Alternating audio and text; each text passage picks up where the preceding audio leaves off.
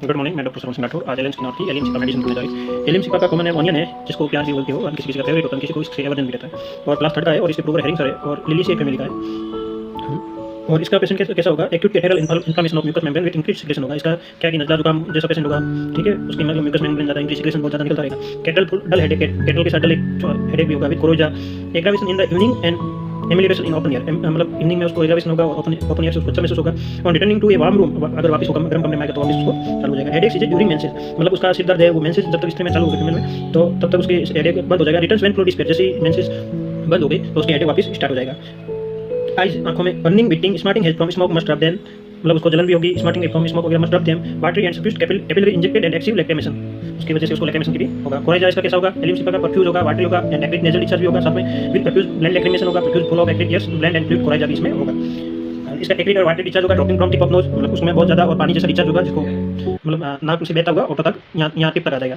Spring कोरेजा after डैम्प north easterly winds, जब उसमें जैसे मौसम स्प्रिंग का आएगा तो डैम्प इधर होगा, नॉर्थ ईस्ट हवा चलेगी। Discharge burns and coats nose and upper lips, तो डिस्चार्ज के साथ वो नोज से अपर लिप पे आ जाएगा। Hay fever in August every year, hay fever उसको एवरी ईयर में अगस्त के महीने में उसको आएगा। वायलेंट स्नीजिंग होगी उस time on rising from bed और बेड फ्रॉम हैंडलिंग की चीज़। और उसको नेजल पॉलिप्स भी होगा।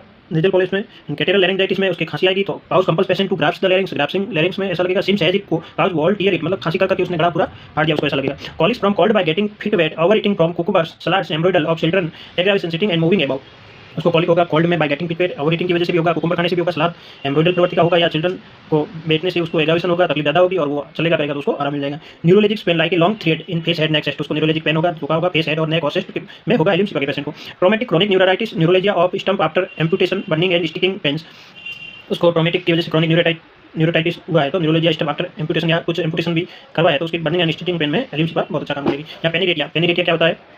With red streak of the arm pains track disappear in childbed, सोने से वगैरह से या उसके आर्म पे वो रेड स्टिक लाइन धारीदार हो जाती है। Sore and raw spot on feet especially heel from friction, तो उसकी वजह से सोरनेस लगेगी, रो स्पॉट ऑन फिट में लगेंगे।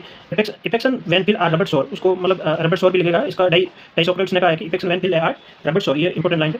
फ्लेबाइटिस पर्पल आफ्टर फॉरसेप्ट डिलीवरी, अगर फॉरसेप्ट डिलीवरी मतलब प्रेगनेंसी में हुई है तो उसको फ्लेबाइटिस पर्पल के चांसेस ज़्यादा होते हैं, उसमें भी प्रेगनेंसी में तो एलिम्स अच्छा काम करती है। अब रिलेशन देखें एलिम्स का तो कॉम्प्लीमेंट्री में फॉस्फोरस पल्साटिला हो जाएगी, कंपेटिबल में before calcarea and silicea in polyps में आएगी। सिमिलर में to euphrasia but coryza and lacrimation are opposite, bad effect from getting wet, वो उसके गीला हो जाएगा। एग्रावेशन में क्या होगा? Predominantly in the evening and in warm room, उसको गर्म इवनिंग में और गर्म रूम में पहले भी बताया कि होगा। पल्साटिला का पेशेंट होगा उसको इन ओपन एयर में एग्रावेशन होगा। एम्ब्लियोरेशन अच्छा उसको फील होगा एलिम्स के पेशेंट को कि cold room and open air, उसको ठंडा रूम और खुली हवा बिल्कुल पसंद होगी। Thank you so much.